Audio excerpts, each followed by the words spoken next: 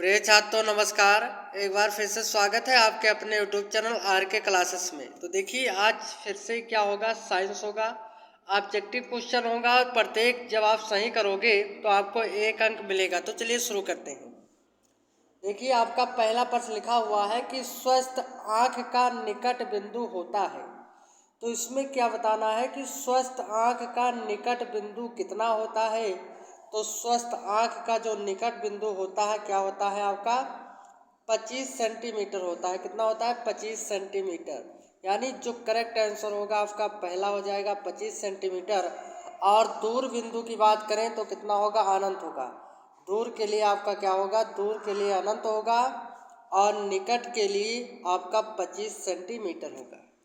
चलिए दूसरे क्वेश्चन की ओर बढ़ते हैं। इसमें कहा जा रहा है कि एक उत्तल दर्पण की फोकस दूरी 20 सेंटीमीटर है, उसकी वक्रता त्रिज्या होगी। तो वक्रता त्रिज्या फोकस दूरी की दुगनी होती है ना, तो 2 गुणे यफ होता है। तो कितना हो जाएगा, 2 गुणे यफ कितना है आपका 20 है। तो 20 और 2 का जब आप गुणा करोगे तो 20 दूना कितना हो जाएगा 40। यानी तीसरा ऑप्शन सही हो जाएगा 40 सेंटीमीटर। क्या सही जाएगा 40 सेंटीमीटर। चलिए आगे बढ़ते हैं। इसमें बताया जा रहा है कि प्रतिरोध का मात्रक है। तो प्रतिरोध का मात्रक क्या होता है, ओम होता है। क्या होता है, ओम होता है। और जो आप कूलाम देख रहे हो ये आपका क्या होता है, आवेश का मात्रक होता है। जूल जो है ये आपका ऊर्जा का मात्रक होता है। लेकिन इसमें जो आपका सही जाएगा वो आपका करेक्ट क्या जाएगा, इसमें आपका ओम जाएगा, क्योंकि प्रतिरोध का मात्रक क्या होता है, ओम होता है। चलिए देखिए अगले क्वेश्चन में कहा जा रहा है कि वैद्युत मोटर परिवर्तित करता है। तो वैद्युत मोटर क्या परिवर्तित करता है, वैद्युत ऊर्जा को यांत्रिक ऊर्जा में क्या करता है, परिवर्तित करता है या बदलता है। तो इसका चौथा ऑप्शन आपका क्या होगा, करेक्ट होगा, सही होगा। चलिए आगे बढ़ते हैं। देखिए इसमें बताया जा रहा है कि शुद्ध जल का पीएच मान है। तो शुद्ध जल का पीएच मान कितना होता है, वो आपका 7 होता है। कितना होता है, 7 होता है। शुद्ध जल का पीएच मान 7 होता है। कितना होता है, 7 होता है। देखिए अगला प्रश्न आपका है, क्या बताया जा रहा है कि निम्नलिखित में से कौन सी धातु साधारण ताप पर जल से अभिक्रिया करती है। तो साधारण ताप पर जल से अभिक्रिया कौन सी धातु करेगी, तो आपका होगा सोडियम। क्या होगा, सोडियम। और सोडियम का जो प्रतीक होता है Na होता है। क्या होता है, Na। तो सोडियम साधारण ताप पर जल से अभिक्रिया करती है। देखिए अगले क्वेश्चन में कहा जा रहा है कि प्रोपेनॉल में क्रियात्मक समूह है। तो प्रोपेनॉल में क्रियात्मक समूह कौन सा होता है, तो फर्स्ट ऑप्शन सही होगा आपका सिंगल बॉन्ड CHO। क्या होगा, सिंगल बॉन्ड CHO होगा। चलिए आगे बढ़ते हैं। देखिए इसमें बताया जा रहा है कि निम्न में से कौन सा तत्व धात्विक है। तो फी क्या है, फी का मतलब होता है फास्फोरस, Li का मतलब होता है लिथियम, He का मतलब होता है हीलियम और S का मतलब होता है सल्फर। लेकिन कौन सा तत्व धात्विक है, तो आपका करेक्ट आंसर क्या होगा, फास्फोरस, यानी पहला पी हो जाएगा। चलिए दूसरे क्वेश्चन में कहा जा रहा है कि कौन सा कार्बनिक यौगिक असंतृप्त यौगिक है।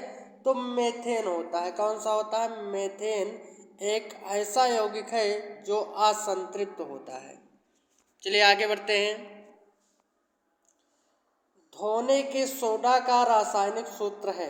तो क्या होता है, तीसरा ऑप्शन आपका सही जाएगा। इसका मतलब क्या होता है, CaOCl2 कैल्शियम ऑक्सीक्लोराइड, या फिर आप इसको ब्लीचिंग पाउडर भी कह सकते हैं। CaOCl2 ब्लीचिंग पाउडर भी इसका नाम होता है और कैल्शियम ऑक्सीक्लोराइड के नाम से भी जानते हैं।